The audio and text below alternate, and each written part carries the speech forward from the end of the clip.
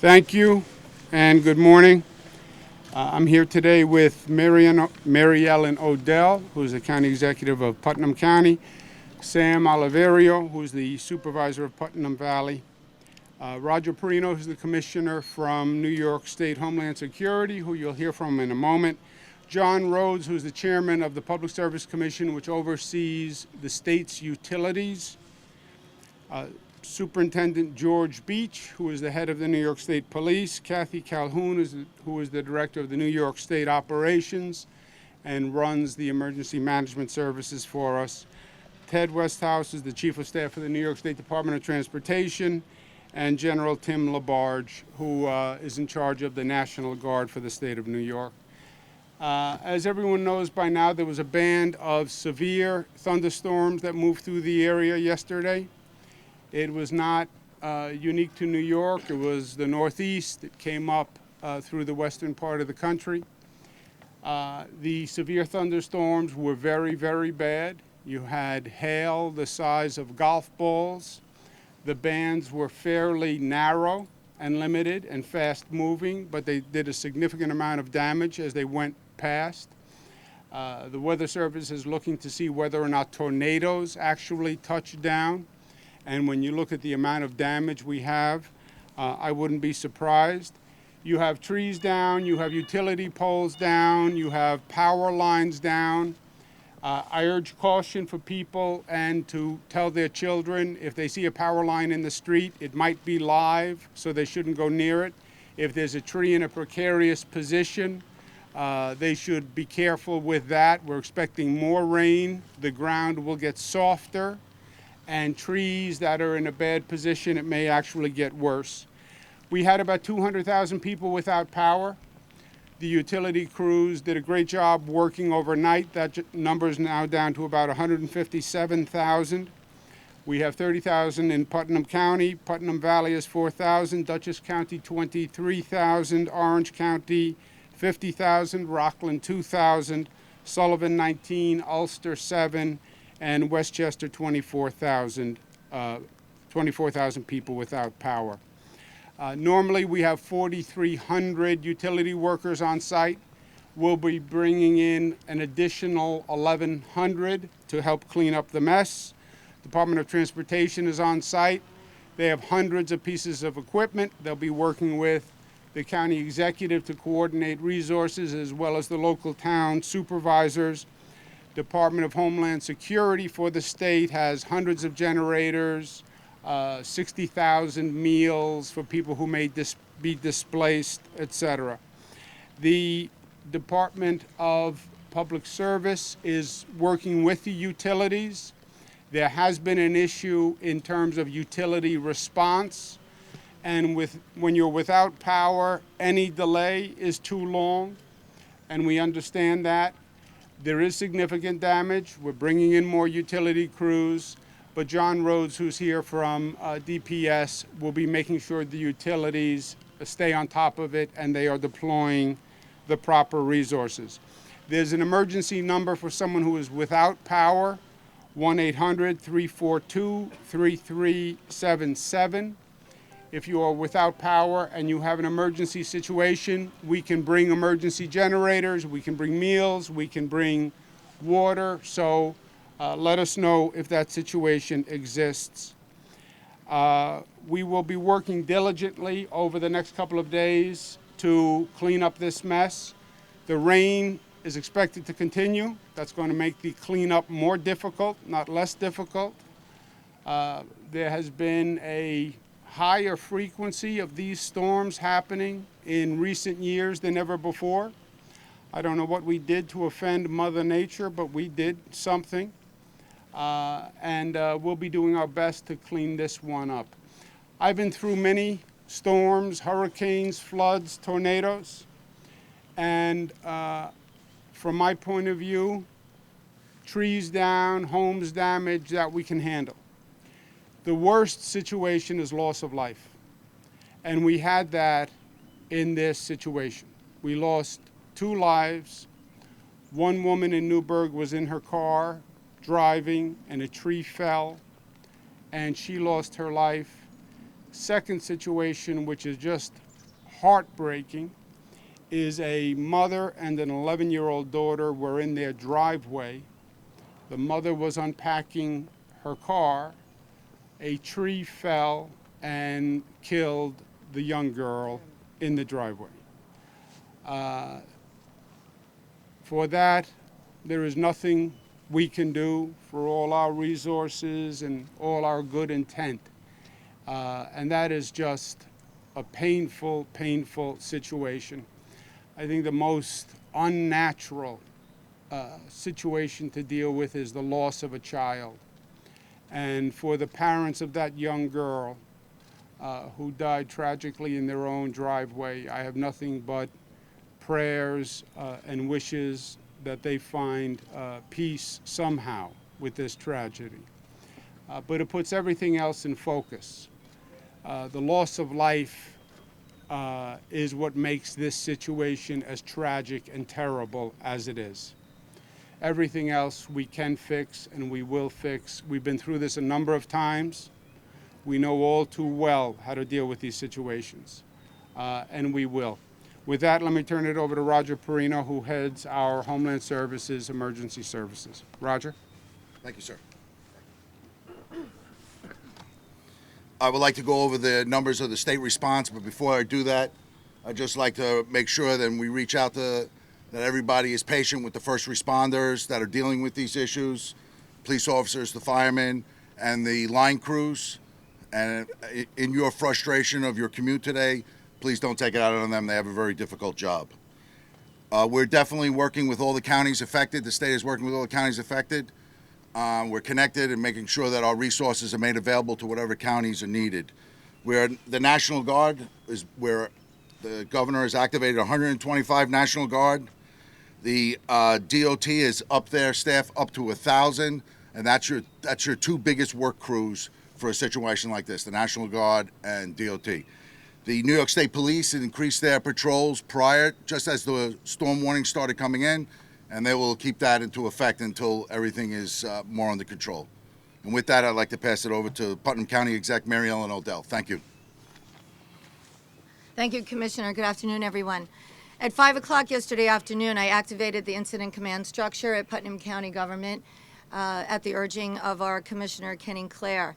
At 6:36 approximately, we declared a state of emergency. Our first responders, including our highway crews, which I think now with all of their experience, we can include them in our first responder community, have been on the ready and on the go. I want to thank all of them and keep in mind that they leave their houses and their families to get out there to try to get the roads open and to try to make sure that the community stays safe. I want to thank Governor Cuomo for sending his best and brightest again. We're all getting to know each other, I think, too well over the last several months and storms. But we are working together on this. That's important for everyone to know. Our 911 dispatch center fielded 1,800 plus calls last night. We have 144 roads closed. We're working our best to get our Putnam Hospital Center, our major healthcare center, up and running, an off generator. All of our critical points we're focusing on. We have our list, our priority list. We have embedded in our EOC as of late last night, NYSEG and Central Hudson, and we are communicating with them. It's our hope today, after they complete their safe mode and assessment, that we will begin cut and clear with our highway crews. And as Commissioner Perino said, let's be courteous, let's be respectful, and let's remember we are all in this together, and we will keep everyone in our prayers. We have been lucky in Putnam County.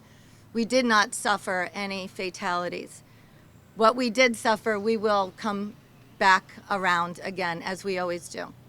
I'd like to, at this time, introduce Governor Cuomo, who will be taking any questions from anyone here. Thank you. Thank you. Thank you very much, and I'd like to thank the county executive and the supervisor and all their teams that did extraordinary work. You know, we tend to focus on the negative in these situations, what hasn't been done, what power hasn't been restored. We also need to remember that you had people out all night long in the storm, starting early yesterday afternoon, putting themselves in danger, leaving their families, and working tremendously hard so the damage wasn't worse. And we thank all of them. and we truly appreciate their service.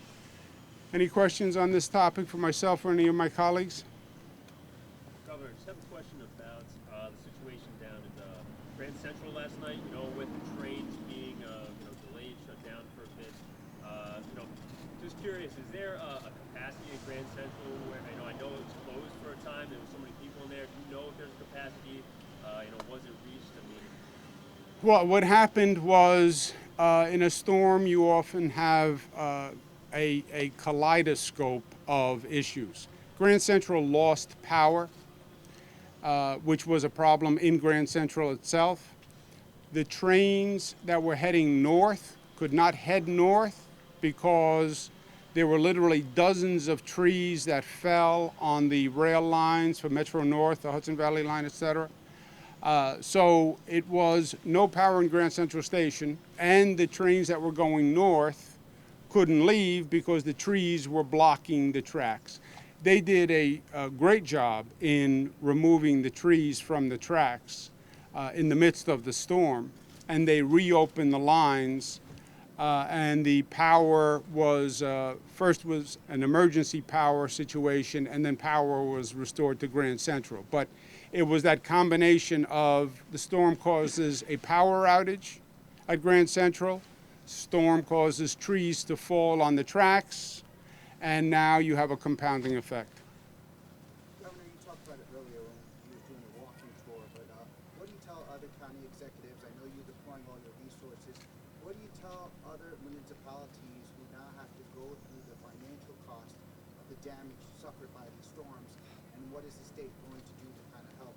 The other twofold question too is what message you have for residents who are suffering storm damage today in terms of safety issues and moving forward.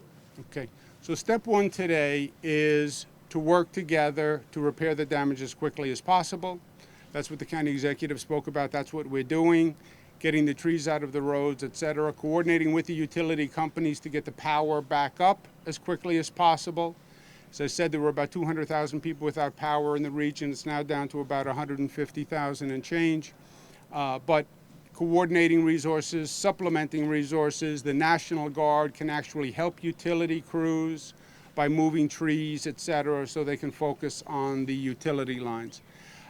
Unfortunately, as the county executive mentioned, we have quite a bit of experience going through situations like this. We train for it, we prepare for it, but then we've also lived it quite a number of times, because there is a change in the weather patterns. And we have many, many more emergencies, weather-related, across the board. Snow, floods, hurricane. I wouldn't be surprised if we see locust next, okay? Because it's almost of biblical proportions. So we'll be doing that. That's step one, the emergency situation. Step two is the financial situation. And depending on the extent of damage, there are federal relief programs for both homeowners, businesses, as well as local governments. And that will explore once we assess what the actual financial damage is. For homeowners, we have done, since I've been governor, emergency management has been one of the issues that literally I focused on as a top priority. We have more resources, we have better trained people, we've gone through more. So I feel comfortable about what we're doing as a government, but homeowners also have a responsibility in this. Expect these storms. They used to say to me, this is a 1 in 100 year flood. Yeah, except it happens 5 times a year, right? So forget that. All the old rules are gone. You have to expect storms. You have to expect a possible tornado. You have to expect losing power. And you should equip yourself knowing that in mind, having an emergency kit.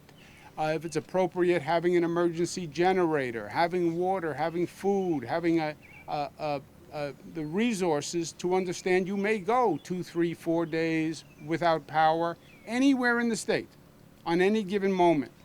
If you have a creek in the backyard, we have flooding problems. anticipate it, because the best course of action is always prevention and getting there first. If there are trees that are old, that are leaning, that could possibly land on a home, take care of it first. So homeowner awareness, citizen awareness and participation is very, very important.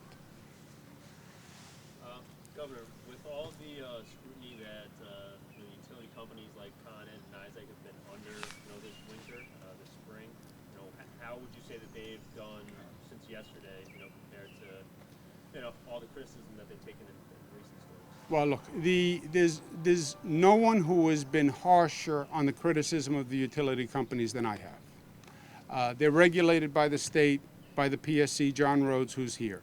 And my position with them is this. You know now that emergencies are going to happen. This is not 10 years ago. And it's their duty and their business, and they get paid to provide power when it's sunny out and when it's rainy and when there's a storm.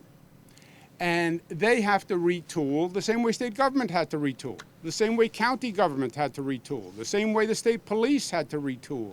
Everybody is adjusted to this new weather reality. And the utility companies have to do it also. They have to invest in emergency response and the resources, anticipating a situation just like this. I no longer accept from the utility companies the excuse, well, this is worse than anything we've seen. I've heard that 10 times. Every situation is worse than we've ever seen. They get paid. It's their responsibility to handle the emergencies. Having said that, homeowners, citizens also have to be tolerant and understanding of a situation. A tree takes down a power line. You can't snap your fingers and fix that. You have to get out there. You need chainsaws. You have to move that tree. You then have to get out a truck that can get to that location. They have to rehang the wire. It doesn't happen in 5 minutes. That is also a reality. So yes, the utility companies will work with, will coordinate. They've gotten better. We'll stay on them. But on the other hand, people have to be appreciative of the extent of the situation. Putnam County, 144 roads closed. I want my road opened. I understand that. I want my road opened. But you have 144 roads to open. You have to be tolerant to an extent of the degree of the damage and what it's going to take. A question for the county executive. Can you kind of describe to us where you were during the time of the storms, what you was able to experience and hear during the powerful winds and the storm, and how you compare it to anything else you've seen as being the county? I was sitting at my desk looking out over Lake Oneida in the hamlet of Carmel, which is the county seat. And I can tell you I have 3 large windows in my office overlooking. The center window is the American flag straight across. That's how severe the winds were. And the rain was pounding. The trees across on Lake Oneida were just bending and whipping around. That's the very second that I decided we were going to activate the Emergency Operations Center. And shortly thereafter, you start to hear the sirens of the first responders, our fire departments and our emergency services and our law enforcement going out. It was almost an immediate reaction to the event. How do you describe it on levels of things that you've seen since you've been For the period of time that it passed through where I would say it was a 5, level 5. Level 5, absolutely. I can tell you in 1989, I was in Kings Grant condominium. My daughter Hope was 6 months old, and a tornado went right up my back of my condominium. Took the roofs off of our condominiums, exploded some of the other units. Not one fatality at that time either. Good Lord was with us then too. And I've been through, I've seen what tornadoes can do, and I would not be surprised if the Weather Service Commission does determine that we did, in fact, experience tornadoes in Putnam County. And certain residents have called in saying they are absolutely 100% positive that we did experience tornado conditions. Okay, thank you all very much. And then once again, thank the first responders and all the people who are out today doing a great job. Thank you for the effort, and stay safe, everyone. Thank you.